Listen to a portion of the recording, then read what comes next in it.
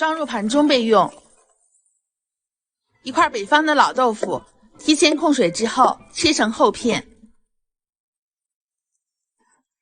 再切成小方块。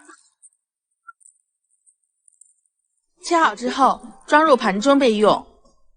平底锅中加入少许的食用油，倒入切好的豆腐，开大火开始煎。